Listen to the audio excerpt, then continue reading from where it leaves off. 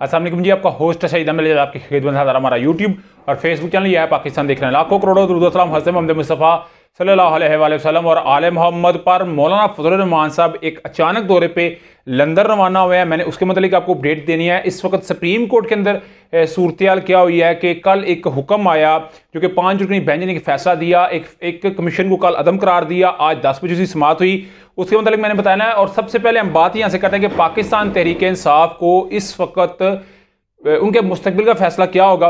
पाकिस्तान तहरीक इंसाफ को इस वक्त इस तरह छोड़ा जा रहा है कि जैसे स्कूल से छुट्टी होती है और बच्चे बस इस दौड़ में होते हैं कि सबसे पहले घर मैंने पहुंचना है, गेट मैंने पहले क्रॉस करना है, पहले मैंने बाहर जाना है। अगर मैं बड़े नामों की बात करूं तो आमिर महमूद कियानी से ये काम शुरू होता है। और आमिर महमूद कियानी वो हैं कि जिन्होंने कहते हैं कि पाकिस्तान तहरीक इंसाफ को जब बनी उस वक्त अपना घर भी दिया, वहां से शुरू होता है। शीरी मजारी से होता हुआ कल सेंटर सैफुल्लाह नियाजी, अबरारुल हक और आज अली जैदी का चले जाना, जो किसी वक्त में ये बात कहते थे कि अगर मेरे माथे पे भी गोली मार दी जाए तो मैं पाकिस्तान तहरीक इंसाफ को नहीं छोड़ूंगा, तो मगर वो छोड़ गए हैं। इस वक्त वो पार्टी नहीं बल्कि सियासत ही छोड़ रहे हैं। मेरा ख्याल है तारीख जो होती है वो बहुत सारे सबक देती है, बहुत सारी हदायत देती है। तारीख से सीखना चाहिए। इस वक्त कुछ ऐसे लोग भी पार्टी को छोड़ के गए हैं, पाकिस्तान तहरीक इंसाफ को छोड़ के गए हैं, जिन्हें सियासत को खैरबाद नहीं किया। ख्वाजा आसिफ साहब ये बात कहते हैं जो कि वजीर दफा है कि ये 4-4, 5-5 दफा जो है वो सियासत को छोड़ के जा चुके हैं, पार्टियां बदलते नजर आ रहे हैं। तो क्या पाकिस्तान के अंदर ये ट्रेंड चलता रहेगा?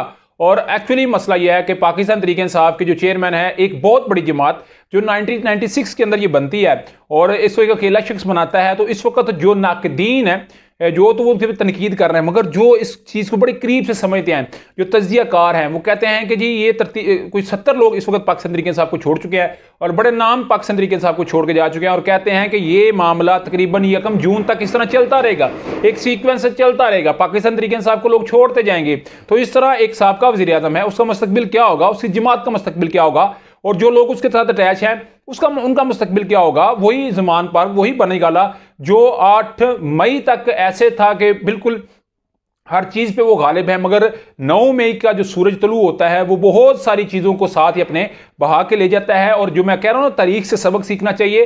तारीख ने वाकई ही बड़ा कुछ सबक सिखाया, चाहे वो ज़िया साहब का दौर हो, चाहे वो जुल्फ़िकार अली भुट्टो का दौर हो, चाहे अयूब खान का दौर हो, परवेज़ मुशर्रफ का दौर हो, नवाज शरीफ का दौर हो, जला वतनियों का दौर हो, या एक शख्स जला वतनी होती है फिर वो उसी टूट मेजॉरिटी के साथ आता है, मगर उनका भाई वज़ीर आज़म रहता है तो वो पाकिस्तान नहीं आ सकते।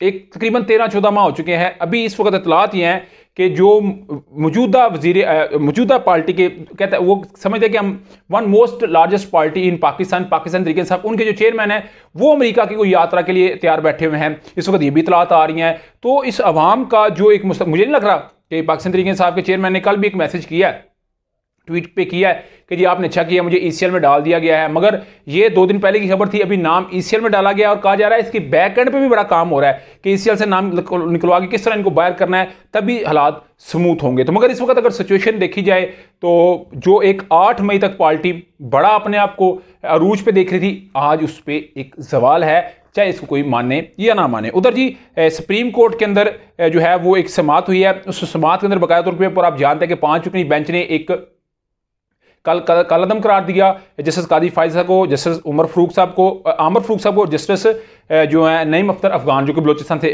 उनको कल कदम करार दिया गया। उनकी तमाम कार्रवाई को रोक दिया गया। आज सुबह 10 बजे जब वो आए और आते साथ जो जस्टिस कादी फाइज ईसा साहब हैं उन्होंने बाकायदा तौर पर, मगर इससे पहले मैं कहूँगा कि अगर अदालतों का हुक्म, सुप्रीम कोर्ट का हुक्म अगर अदालतें ही नहीं मानेंगी, सुप्रीम कोर्ट ही नहीं मानेगी, तो फिर उसका फैसला कौन मानेगा? उसका फैसला किसने किस तरह तस्लीम करना है?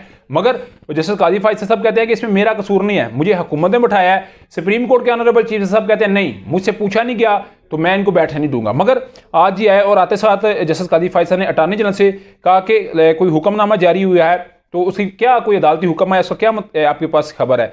तो अटॉर्नी जनरल ने जी हुक्मनामे की कापी जमा करवाई और इस ऑडियो लीक कमीशन में जो है वो एक हुक्म जारी किया गया था कल अदालत की जानब से कि इसको रोक देना चाहिए। मगर इसके ऊपर जस्टिस कादी फाइज साहब ने कहा कि जब हमें रोकना था तो फ्री कैन को पहले सुना जाता है, सुनने के बाद एक हुक्म जारी किया जाता है। इसके ऊपर जस्टिस कादी फाइज साहब ने इतराज़ात लगाए। उन्होंने कहा जी रूल्स के मुताबिक ये कैसे रोका जा सकता है? पहले हमें बुलाया जाता, हमें सुना जाता, सुनने के बाद हम कोई इस पर जस्टिफिकेशन देते, फिर हमें इस चीज़ से पीछे किया जाता। मर्जी के फैसले के लिए रकम मुहैया कर दी जाए तो कहा जाए ये गुफ्तगू प्राइवेसी है। तो ये उन्होंने कुछ क्वेश्चन किए, कमीशन की कार्रवाई रोक दी गई है और बाकायदा तौर के ऊपर 31 मई को फिर जो 5 रुकनी बेंच है वही समाअत करेगा और 31 मई को ये 3 रुकनी बेंच भी अपनी समाअत करेगा। मगर इसमें अगर मैं देखूं तो एक वायलेशन हुई है जो इस वक्त बादी नज़र में तो नज़र आ रही है, मगर अदालतों के अंदर ये अगर इख्तलाफ पाया जा रहा है तो फिर मुझे नहीं लग रहा कि अवाम एक किस तरह इसको आगे लेके चलेगी। मगर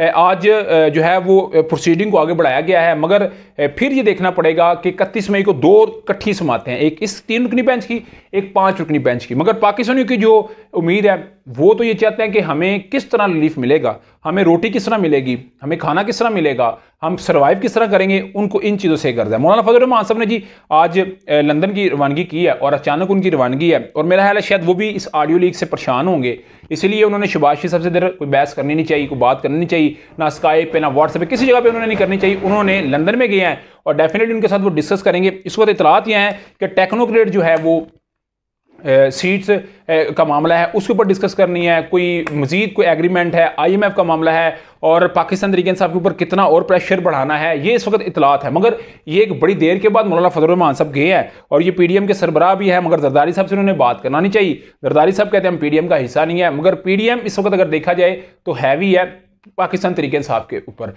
तो क्या मामला तो होगा कि क्या कोई पाबंदी की बात की जा रही है पाकिस्तान तहरीक इंसाफ के ऊपर, तो ये डेफिनेटली बड़े एक लंबे क्वेश्चन है। मगर अगर बात की जाए तो पाकिस्तान तहरीक इंसाफ के जो पत्ते झड़ रहे हैं इसको परोलने की कोशिश कर रही है पीपल्स पार्टी अपने लिए और नून लीग उनको तोड़ने पे बिल्कुल इस वक्त कामयाब नजर आ रही है। तो इसके ऊपर जी आपको लम्हा अपडेट करेंगे। अभी तक का व्लॉग था, अभी तक की अपडेट थी। व्लॉग की वीडियो पसंद है तो चैनल को लाइक सब्सक्राइब अपने दोस्तों शेयर कर लीजिए। नेक्स्ट वीडियो के लिए होस्ट को जय अल्लाह का हामी।